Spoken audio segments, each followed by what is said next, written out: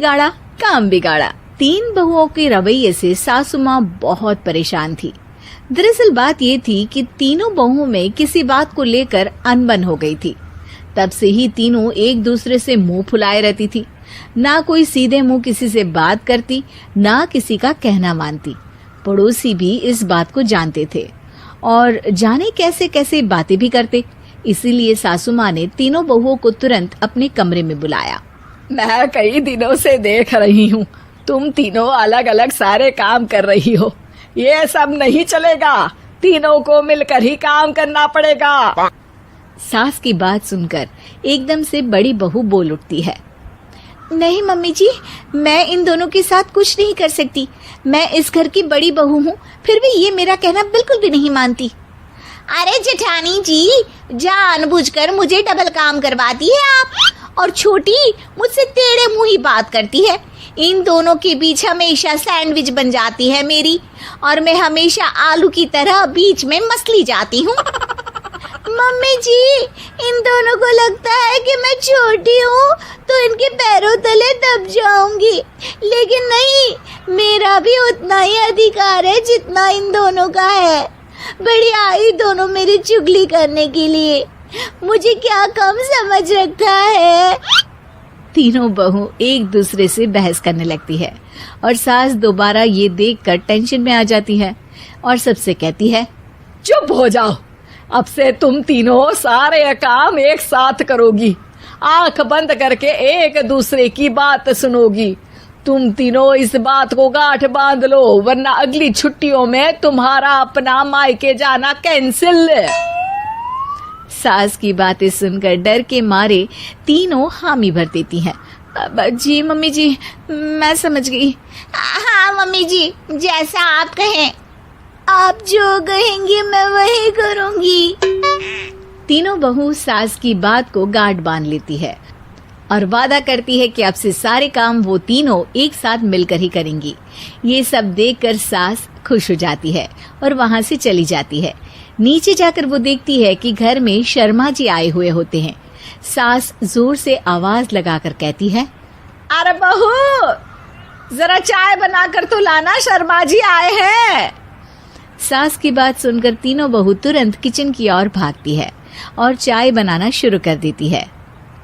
मुझे तो एकदम मसाले वाली कड़क चाय पसंद है, तो हम शर्मा जी के लिए मसाले वाली चाय ही बनाएंगे। अरे नहीं दीदी, गर्मी के मौसम में मसाला चाय कौन पीता है? मैं तो शर्मा जी के लिए इलायची वाली चाय ही बनाऊंगी। ये कैसी बात कर रही हैं आप दोनों? मेरी मम्मी ने सिखाया है कि मेहमान को ज्यादा दूध और शक्कर वाली चाय देनी चाहिए, वरना वो घर वालों को कंजूस समझते हैं। तो मैं तो शर्मा जी को ऐसी ही चाय दूंगी। तीनों बहुएं अपने अपने तरीके से चाय में शक्कर, मसाला, पत्ती सब डाल देती है।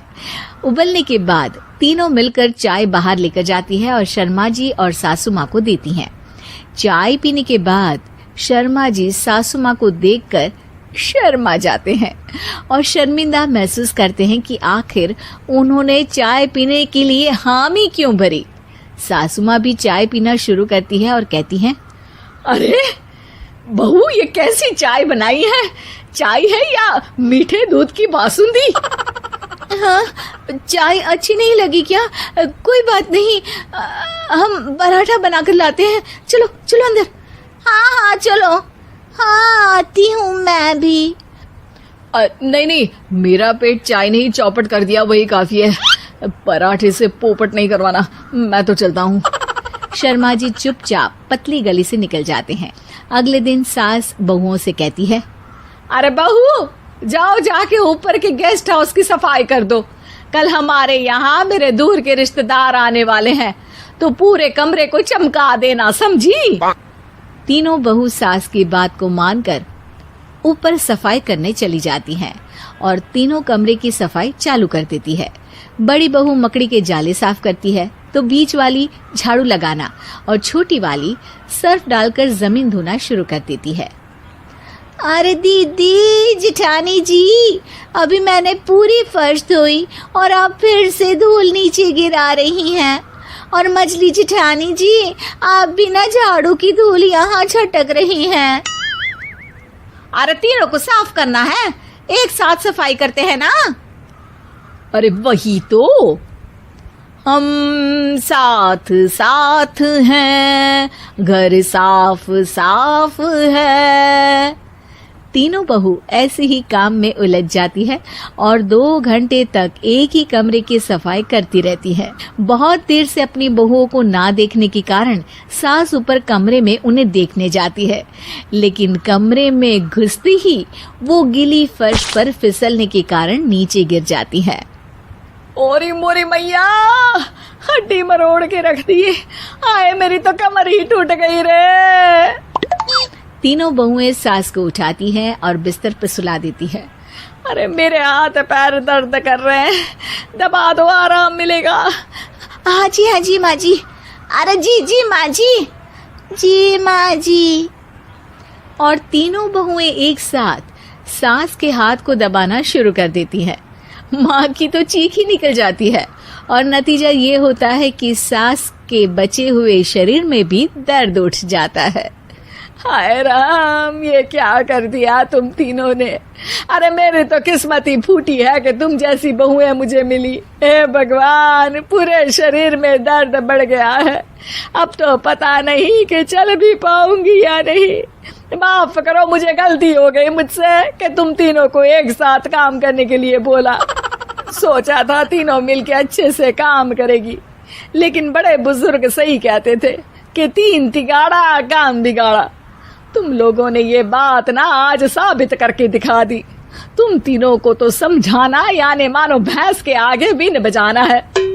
तुम्हें अकेले अकेले काम करना है ना, तो अब से तुम अकेले ही अपना अपना काम करो। तीनों बहुएं वहां से जाने लगती है। अरे कहाँ जा रही हो? आप ही ने तो कहा कि अपना अपना काम करो, तो मुझे मुल्तानी मिट्टी लगानी है। अरे मुझे भी तो नेल पॉलिश लगानी है, मुझे ना मेहंदी लगानी है। सास अपना सर पीट लेती है और कहती है, अरे मुझे भी लगाना है कुछ। क्या माँ जी? क्या माँ जी? क्या माँ जी? तुम्हारे घर वालों को फोन तुम्हारी हरकतें बताने के लिए।